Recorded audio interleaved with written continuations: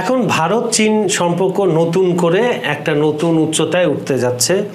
সবকিছু ঠিক আছে, 2028 সালে ভারত তৃতীয় ইকোনমিক শক্তি হতে যাচ্ছে। এটা হচ্ছে আপনার IMF এর একটা পূর্বাভাস দিয়েছে। বর্তমান অবস্থা চীন হচ্ছে দ্বিতীয় স্থানে এবং পঞ্চম স্থানে ভারত। আপনি কি ইমাজিন করতে পারেন এই দুইটা দেশ যদি ইকোনমি এক হয়, সাথে যদি 20টা কান্ট্রি সহ মানে ল্যাতিন আমেরিকা আছে, তা আপনার আফ্রিকা রয়েছে আর রাশিয়াতে রয়েছে, কি অবস্থাটা দাঁড়াবে?